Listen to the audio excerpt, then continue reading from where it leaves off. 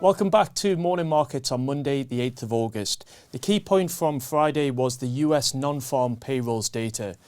US non-farm payrolls data, essentially what that's demonstrating is the number of people employed in the US within sectors such as manufacturing, construction and goods production. Farm workers are stripped out of that reading, essentially a legacy factor given the seasonality of that part of the employment sector.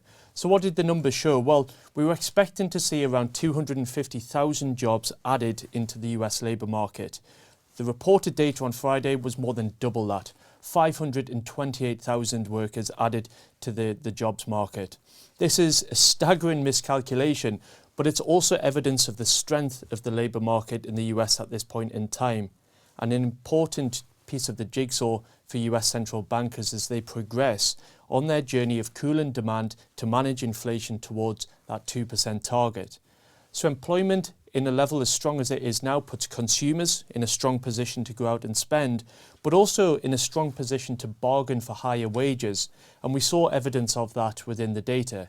In the month of July, wages rose by 0.5% month on month. That was ahead of expectations of around 0.3%. So stronger labour market and a stronger response in terms of wage rises.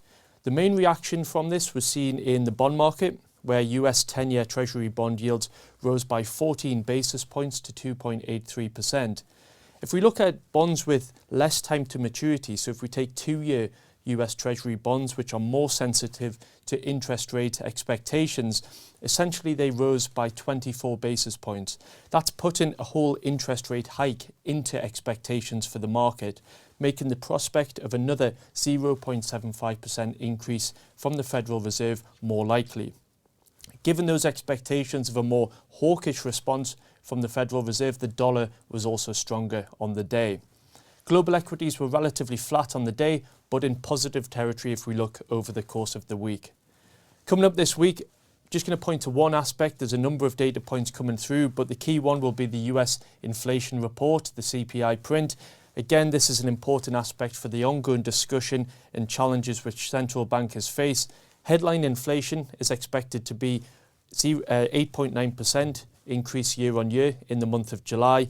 That's coming down from 9.1%, which we saw within June, and core, which strips out those more volatile components of energy and food prices, is expected to be around 6.1% year on year from 5.9% in June. So again, still seeing those elevated levels in terms of inflation prints.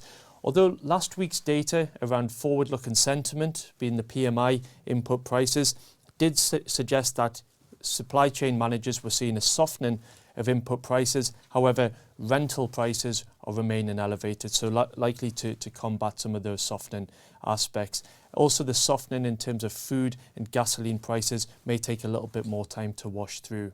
So they're the key points which we'll be looking for through the course of the week. So please do keep informed and up to date here on Morning Markets. Thank you for watching. If you're interested in taking your investing to the next level, or would like to know more about the options available to you when you retire, then download our free guides to ISAs and pensions. These are available in the video description below.